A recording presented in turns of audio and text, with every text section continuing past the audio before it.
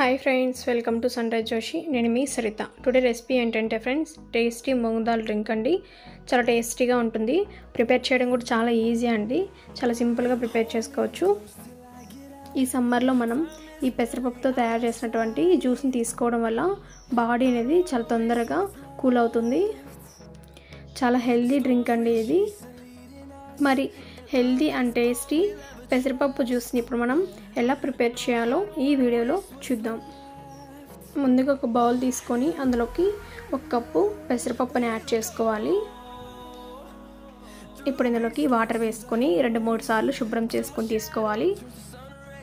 ఈ విధంగా మనం శుభ్రంగా వాష్ చేసుకున్న తర్వాత ఇప్పుడు ఇందులోకి మనం ఏ కప్పుతో అయితే పెసరపప్పు తీసుకున్నామో అదే కప్పుతో 1 కప్పు పెసరపప్పుకి 3 కప్పుల వాటర్ని యాడ్ చేసుకోవాలి. ఈ విధంగా వాటర్ యాడ్ చేసుకున్న తర్వాత మూత పెట్టుకొని ఒక 2 అవర్స్ పాటు నానబెట్టుకోవాలి. 2 అవర్స్ తర్వాత మూత ఓపెన్ చేసి చూస్తే మనకు పప్పు అనేది బాగా నానిపోయింది కదండి. ఇప్పుడు మనం దీన్ని ఒక కుక్కర్లోకి యాడ్ చేసుకోవాలి.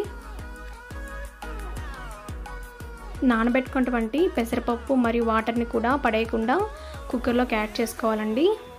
ఈ విధంగా యాడ్ చేసుకున్న తర్వాత మూత పెట్టేసుకొని 3 విజిల్స్ వచ్చేంత వరకు స్టవ్ని మీడియం ఫ్లేమ్లో పెట్టుకొని ఉడికించుకోవాలి. ఇందులోకి మనం నానబెట్టుకున్నటువంటి వాటర్ మాత్రం యూజ్ చేసుకోవాలి. 3 విజిల్స్ వచ్చిన తర్వాత మూత ఓపెన్ చేసి చూస్తే మనకు పెసరపప్పు అనేది బాగా ఉడికిపోయింది కదండి. ఈ విధంగా ఉడకపెట్టుకోవాలండి. ఇప్పుడు ఇందులోకి మనం ఏ కప్పుతో అయితే పెసరపప్పు తీసుకున్నామో అదే కప్పుతో 1 కప్పు షుగర్ అనేది తీసుకోవాలి. మీరు కావాలంటే తక్కువ కూడా యాడ్ చేసుకోవచ్చు.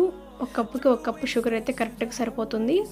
ఈ విధంగా షుగర్ యాడ్ చేసిన తర్వాత ఒకసారి బాగా కలుపుకోవాలి. ఈ విధంగా కలుపుకొని కొద్దిసేపు చల్లారి పెట్టుకోవాలండి.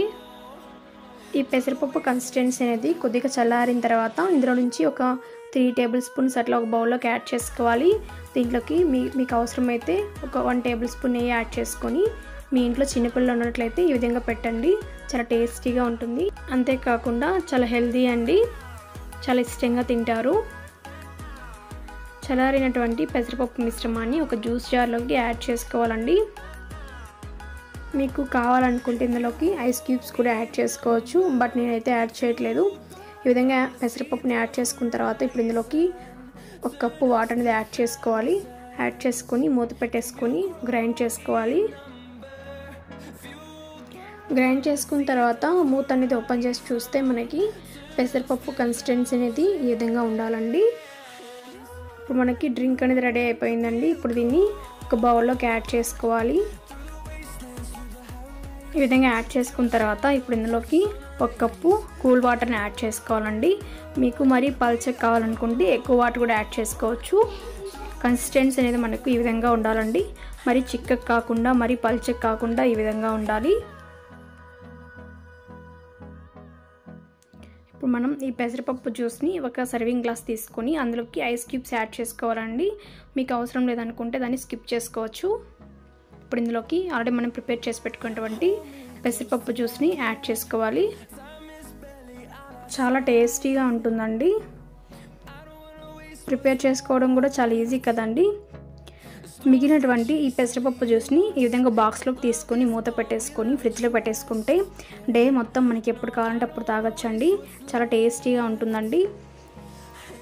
ఈ పెసరపప్పు జ్యూస్ని మనం సాయంత్రం పూట ప్రిపేర్ చేసుకుని ఈ విధంగా ప్రిపేర్ చేసుకున్న తర్వాత దీన్ని ఫ్రిడ్జ్లో పెట్టేసుకోవాలి. ఎర్లీ మార్నింగ్ ఎంటీ స్టమక్తో ఈ జ్యూస్ని మనం తీసుకున్నట్లయితే చాలా మంచిదండి. ఆరోగ్యానికి చాలా మంచిది. మనకి నోట్లో హీట్ బబుల్ వచ్చినప్పుడు ఈ విధంగా ప్రిపేర్ చేసుకొని తాగినట్లయితే తొందరగా హీట్ అనేది రికవరీ అవుతుందండి. ఒకసారి మీరు కూడా ఈ వీడియో చూసి తప్పకుండా ట్రై చేయండి. మీకు ఎలా కుదిరిందో నాకు కామెంట్ సెక్షన్లో తెలియచేయండి. ఈ వీడియో నచ్చినట్లయితే మీ ఫ్రెండ్స్ అండ్ ఫ్యామిలీ మెంబర్స్ కూడా షేర్ చేయండి, లైక్ చేయండి, కామెంట్ చేయండి. ఇలాంటి మరెన్నో సింపుల్ అండ్ సూపర్ రెసిపీస్ కోసం మన సన్రైజ్ జోషి ఛానల్ని తప్పకుండా సబ్స్క్రైబ్ చేసుకోండి. Thanks for watching.